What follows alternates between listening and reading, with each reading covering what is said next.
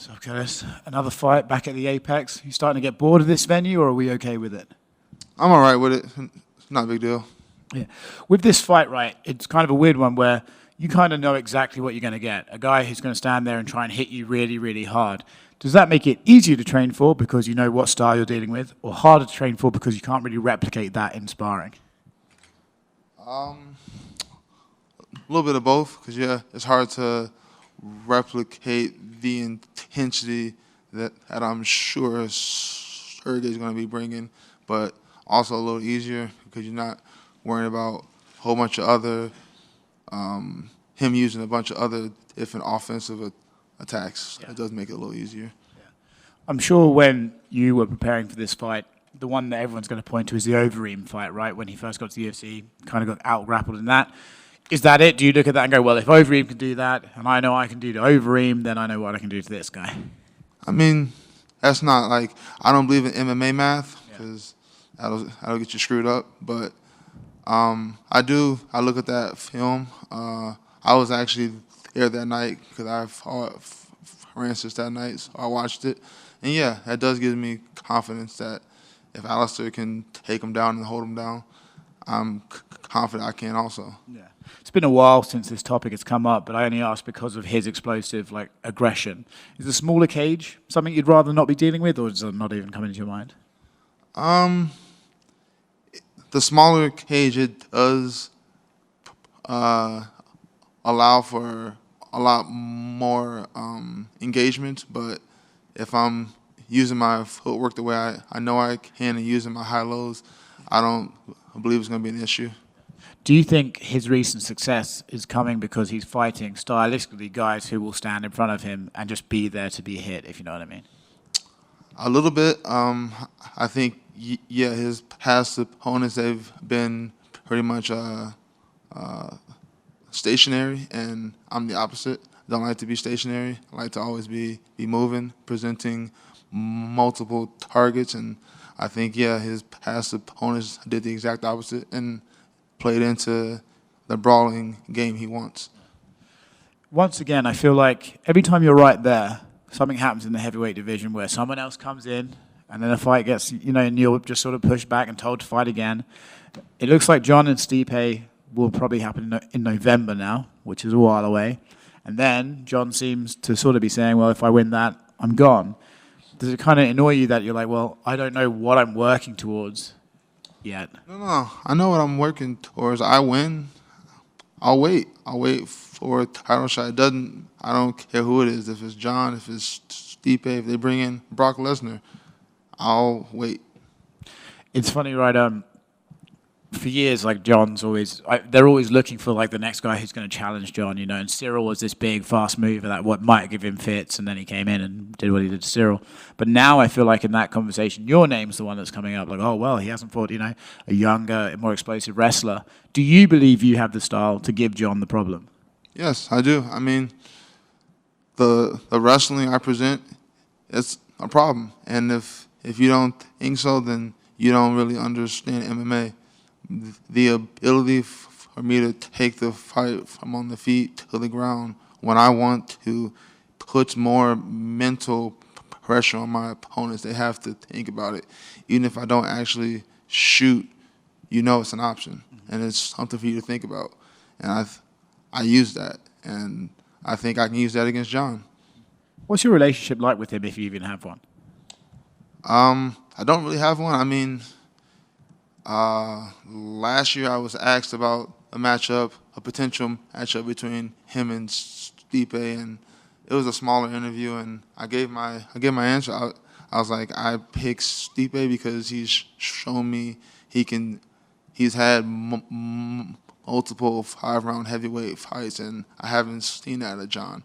And I guess John's seen that, and he kind of popped off on me on Twitter, but that's about it. That's the only engagement.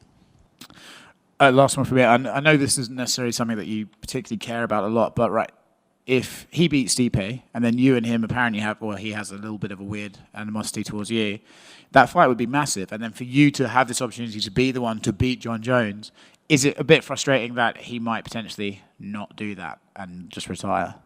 No, I mean, I'm not in this for glory. A lot of that's not what wakes me up and gets me working out in the morning. I'm here for money, and I know if I have the belt, I get more money. So whoever I have to fight to get the belt, I really don't care who it is. It would help, obviously, if it was John, 'cause that helps my legacy, but it's not the end-all, be-all for me. Well, if it's about money, if you beat John, you'd be the champion. They'd give him a rematch, and then you'd have the champions clause for the rematch. Yeah, there's more money. It would definitely help, but even if it's not John, that's still a lot of money. Hey, Curtis. What were your thoughts on John Jones versus Cyril Gane? Like, did you think it would go as easy as it was, or like, you know? No, I mean, I knew that he had the option to take him down whenever he wanted to. It was just a question of whether or not he had ego. If he had ego, he would have tried to stand and like knock him out on the feet. He didn't have ego. He went for the takedown immediately and was able to get the guillotine. I'm not really shocked because we had already seen Cyril Gane didn't know how to wrestle. I don't think he ever. A lot of guys in the UFC come in and they have their skill. This is what I'm good at, and that skill is what got him here, and they don't really add on. I think he's one of those guys. He believes in his hands. He's like, I don't have to wrestle. So I don't think he's ever going to know how to wrestle. So. Is that something like, you know, with Cyril Gane, obviously, you know, if he's not going to learn to wrestle, he's going to be in big trouble in the heavyweight division, obviously. But like, do you think it was part of that? Do you think like the lights and everything got to him, or do you think it was just he does not know how to wrestle? I don't think it was the lights. He had an interim title fight, right? So yeah, I don't think it was the lights. I think he doesn't know how to wrestle. Like when he got in that position, he didn't fight the hands. That's the first thing you do is fight the hands. He didn't, so you knew right there he doesn't know what he's doing. Have you been impressed with Sergei's run so far? You know, with him knocking out Derek and knocking out Ty and all, like, or do you think it's been a perfect matchup for him, or these guys don't want to stand and bang with him, and that's what he does? I mean, it is impressive regardless of the matchups. Every time you step in the octagon at heavyweight, you could lose. It's not really a skill-based division. It's just who hits first. So for him to rack up the wins, impressive. And also I think it does help that he's been fighting against guys who, like I said earlier, they're stationary. They don't move, and they're willing to bang with them. And then finally, former opponent Francis Ngannou's obviously left the UFC. Do you think, you know, there was a lot of, you know, questions about him leaving, but it's kind of cooled down by now. Like, do you think it was a mistake for him to leave? No, I do believe he will. He only needs to have one fight where he earns like $5 million for it to be a win for him, and that can happen between now and the next 4 years. I believe it'll happen.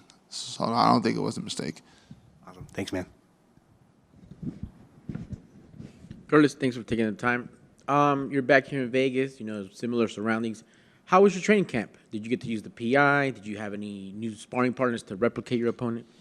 No, I've had the same camps for the past 6 years. I believe in the philosophy, if it's not broke, don't fix it. And no, I haven't used the PI. I live in Colorado, and I don't think it's worth the fight out here. So. That Colorado gets you that higher elevation, there's stronger lungs, bigger gas tank, awesome. And last for me, how was that weight cut, if any, the training camp, good, healthy sparring, everything good leading to the big night? It was a great camp, and I really don't have a weight cut. It just happens on its own. Excellent, sir. Good luck on Saturday. Thank you. Hey, Curtis. Your opponent already served as a backup fighter for John Jones and Cyril. Would you serve as a backup fight for Stipe and John? Would that be something you'd be interested in? Yeah, why not? That's an easy, yeah. Were you a little upset that they didn't ask you for that last one, or did they ask you? No, I wasn't asked, and no, I wasn't upset. Thank you.